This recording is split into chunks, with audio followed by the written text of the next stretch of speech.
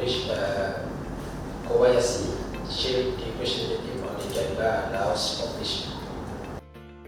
ในวันที่ 15 กรกฎาคม 2026 กรมร่วมมือและการเงินสากลกระทรวงการเงินได้จัดพิธีเซ็นสัญญารับเอาการช่วยเหลือล่าจากรัฐบาลญี่ปุ่นโครงการสนองทุนการศึกษาเพื่อการพัฒนาทรัพยากรมนุษย์โดยการเข้าร่วมประธานของท่านปอ.วงศ์คำแหงวงศ์ทจักรหัวหน้ากรมร่วมมือและการเงินสากลกระทรวงการเงิน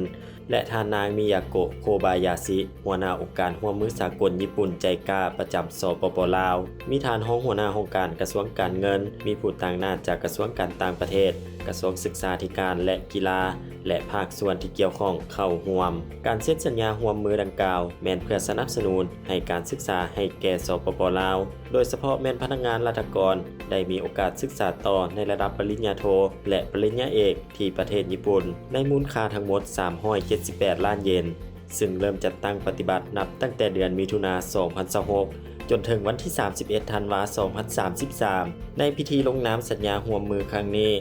ต่างหน้ารัฐบาลสปป.ลาวเซ็นโดยปอ.วงศ์คำแหงวงศ์ทจักรหัวหน้ากรมร่วมมือและการเงินสากลกระทรวงการเงินและต่างหน้ารัฐบาลญี่ปุ่นเซ็นโดยท่านมิยาโกะโคบายาชิหัวหน้าองค์การร่วมมือสากลญี่ปุ่นใจกล้าประจำสปป.ลาวโครงการช่วยเหลือดังกล่าวจะจัดตั้งปฏิบัติตัวจริงภายหลังที่ได้รับเซ็นสัญญานี้ซึ่งจะจัดตั้งปฏิบัติโดยองค์การร่วมมือสากลญี่ปุ่นใจกล้าและกระทรวงศึกษาธิการและกีฬาโดยแนะใส่การยกระดับการพัฒนาทรัพยากรมนุษย์ในแขนงภาครัฐในระดับปริญญาโทและปริญญาเอกซึ่งจะได้ศึกษาที่สถาบันและมหาวิทยาลัยที่ประเทศญี่ปุ่น